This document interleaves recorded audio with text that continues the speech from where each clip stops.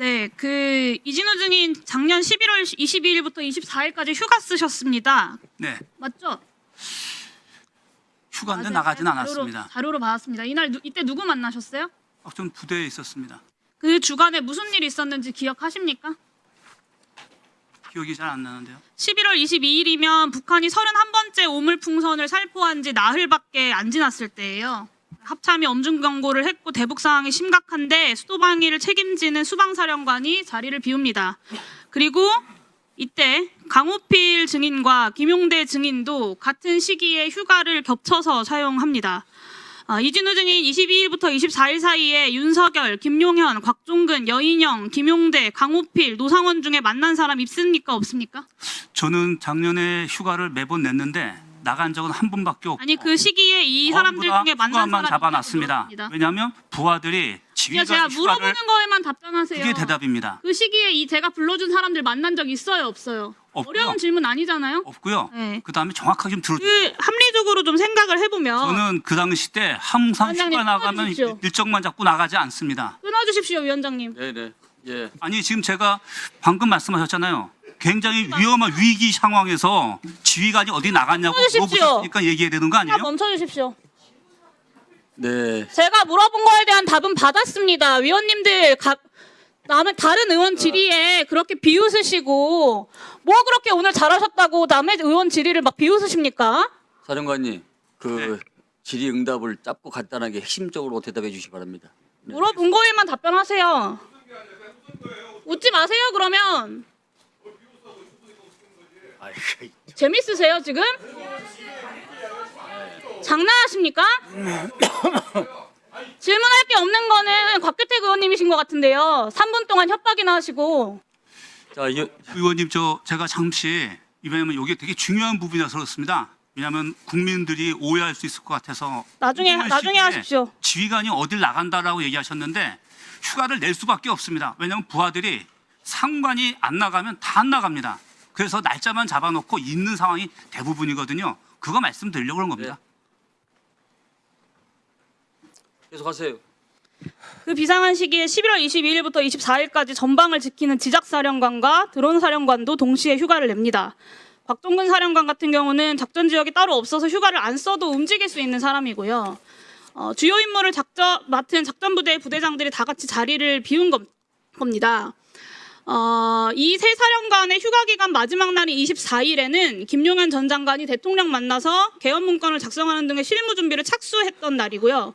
28일에는 오물풍선 원점 타격을 직접 지시했다라는 의혹도 나오고 있습니다. 12월 1일에 새롭게 임무를 하달받기 전에 마지막 작전을 준비했다거나 아니면 곧 있을 계엄을 최종적으로 점검했던 회의를 한 거 아니냐라는 생각이 듭니다. 단순히 휴가가 겹쳤다고 설명할 수 있는 일 아니라고 생각하고요. 내란 모의의 중요한 시점인지 아닌지 수사가 반드시 필요하다고 생각합니다. 강호필 증인에게 묻겠습니다. 두 분 들어가세요. 네, 김용현 전 장관이 6월 만찬에 모인 장군을 대통령에게 충성하는 장군이라고 소개했다. 그건 인정하시는 거죠? 저는 개인적으로 기억이 안 난다? 아까 말씀드린 것처럼 기억은 나지 않지만 그 충성하는 장군이라고 했던 의미에 대해서는 아까 제가 설명을 드렸습니다. 그 장군들 불러 모아서 의미 없는 검사 시절 이야기를 술 먹으면서 했다. 그렇게 한가한가라는 생각이 들지 않겠습니까? 뭐 그것은 제가 평가하기에는 그렇습니다만은 말 그대로 격려하는 자리이기 때문에 그렇게 심각한 이야기. 4일 새벽에 예. 임무 수행해준 수방사, 방첩사, 특전사, 지적사 콕 집어서 김용현이 고맙다고 합니다. 기억하시죠? 네, 그리고 계엄 해제 직전인 4일 3시 21분에 다른 지휘관들은 다 내보내고 충성 장군들 이 4명을 불러서 따로 회의를 합니다. 이 자리에서 무슨 이야기 했습니까? 아까 제가 말씀드렸습니다. 간단하게 제가 설명을 드리겠습니다.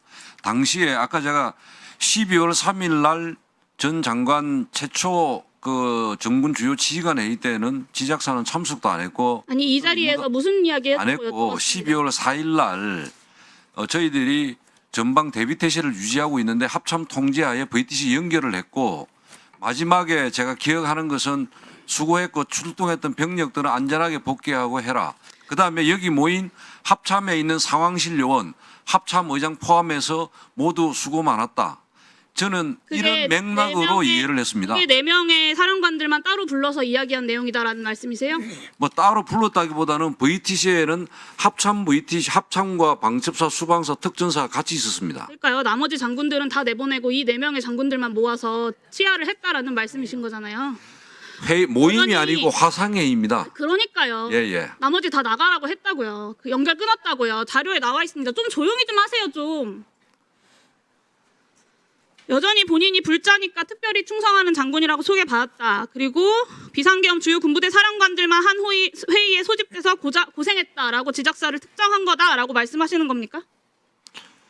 특전사 지작사를 비상계엄에 연계시켜가지고 화상회의에 참석했기 때문에 연계시켜가지고 수행했던 임무에 대해서 수고했다고 이야기했다고 저는 받아들이지 않습니다. 그 장군들 거기 있던 사람들 중에 충성 장군들 중에 강호필 증인만 자리를 지키고 있습니다.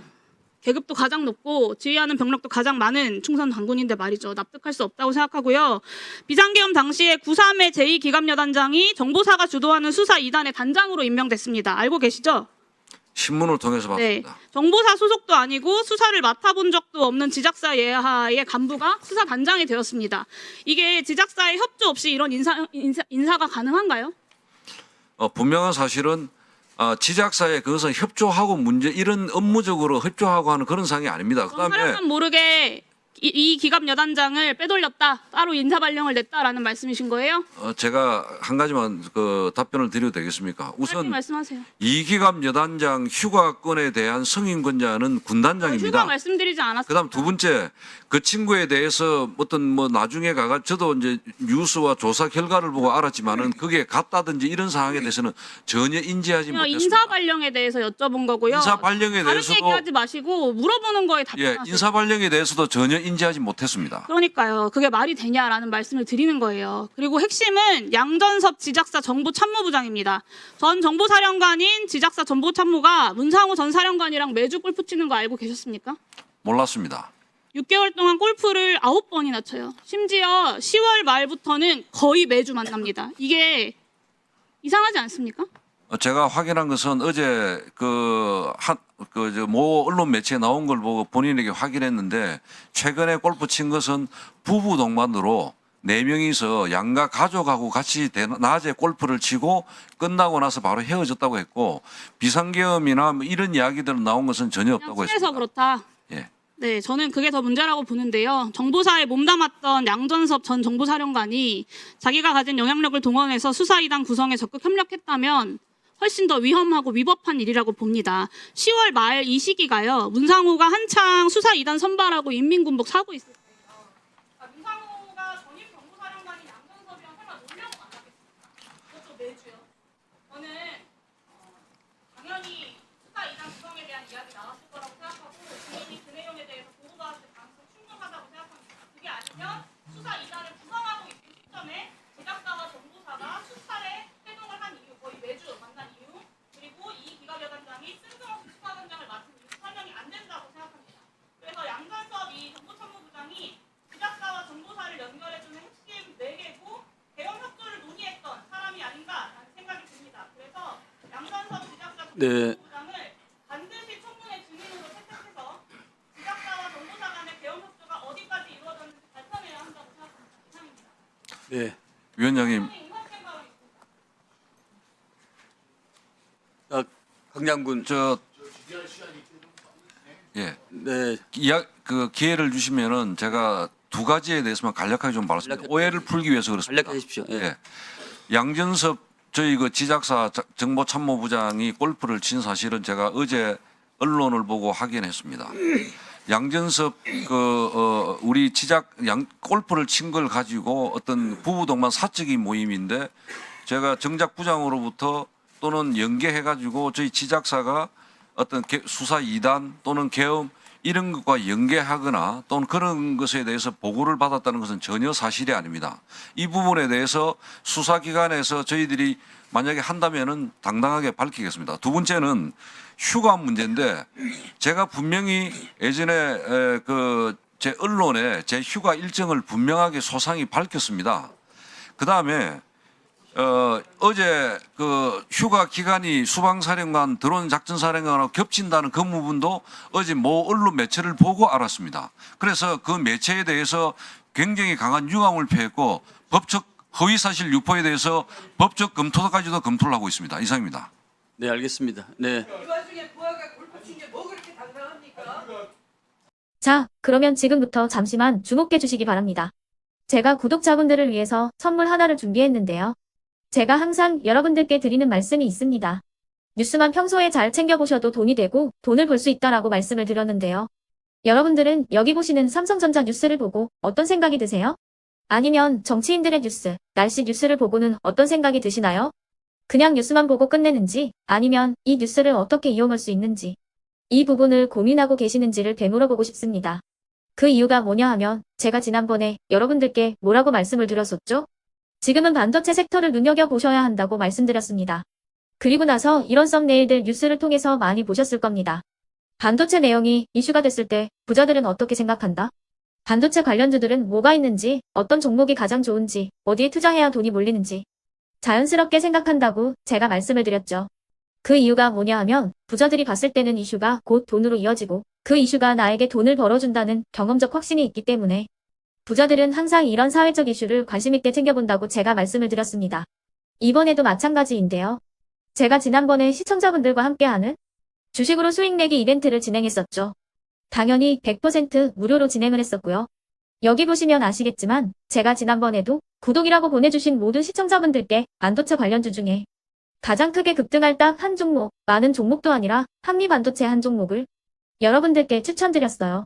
그러면서 여기 나와 있는 대로 정확히 얼마에 매수해야 하는지, 그리고 수익률이 어느 정도 나왔을 때 팔아야 하는지를 이런 부분들까지 여러분들에게 정확히 알려드렸었는데 지금 실제로 어떻게 되었다? 오른쪽을 보시면 아시겠지만 제가 지난번 문자 발송으로 이 한미반도체를 소개해드리고 나서 실제로 이렇게 5배 이상 어마무시한 상승이 나왔습니다. 100만 원만 투자를 했어도 무려 500만 원이 넘는 수익금이 생긴 거죠. 그래서 당시에도 굉장히 많은 분들이 제가 드린 이 한미반도체로 수익을 내실 수가 있으셨을 텐데요. 다시 한번 축하드린다고 말씀을 드리겠고 이번에도 마찬가지입니다. 앞으로도 2024년, 2025년 계속해서 기대해볼 섹터는 AI입니다. 그 중에서도 AI 반도체는 그 누구도 부정할 수 없는 미래 성장 산업입니다. 그러면 우리가 어떻게 생각해 볼 수 있을까요? AI 반도체 종목 중에 앞으로 크게 대장 역할을 하면서 10배 이상 급등할 수 있는 템베고 종목을 지금부터 열심히 추적해야 한다는 겁니다. 큰 돈을 투자하지 않더라도 월급의 일부분 아주 소액이라도 이 종목을 모아가야 수백 %의 수익률을 손에 쥘 수 있는 것이죠. 지금 여러분이 보고 계시는 이 유튜브 또한 AI 반도체와 아주 밀접한 연관이 있고 반도체야말로 대한민국의 핵심 산업으로 앞으로 더더욱 시장은 성장할 수밖에 없습니다. 그렇기 때문에 제가 이번에도 뭘 보내드리고 있냐면 지난번과 똑같이 구독이라는 문자를 보내주시면 제가 AI 반도체 관련주 중에 앞으로 대장주 역할을 하면서 주가가 가장 크게 급등할 한 종목을 여러분들께 문자 발송으로 종목명과 사고 파는 시점을 모두 알려드릴 건데요. 그 문자를 받고 여러분들이 주식으로 돈 버는 연습을 한번 해보셨으면 좋겠고요. 혹시라도 나는 주식을 하지 않는다 하시는 분들은 주변에 주식하시는 지인분들에게 말씀을 해주셔도 되고요. 아니면 연세가 있으셔서 투자가 어렵다 하시는 분들은 이 종목을 자녀분들에게 한번 사봐라. 이걸로 한번 수익을 내봐라. 이렇게 조언을 해주실 수도 있는 거겠죠. 그래서 지금 이 영상을 보시는 시청자분들 중에 나도 이번 종목이 좀 궁금하다 하시는 분들은요. 누구나 상관없이 그리고 어느 시간대나 상관없이 부담 없이 010-2514-5930번으로 구독이라는 문자 보내주시면 제가 이번에도 똑같이 무료 추천 급등주 문자를 보내드리겠습니다. 이해되시겠죠? 제 번호 010-2514-5930번으로 구독이라는 문자 보내주시면 여러분들이 직접 이슈를 통해서 돈 버는 연습을 해보실 수가 있는 거고 제가 돈을 받는 것도 아니고 투자를 대신해 드리는 것도 아니기 때문에 부담 없이 신청해 주시면 되는 겁니다. 그리고 수익이 나면 저는 다른 것은 하나도 바라지 않습니다. 제 채널에 구독, 좋아요 한 번씩만 눌러주시라 이렇게 다시 한번 말씀을 드리겠습니다.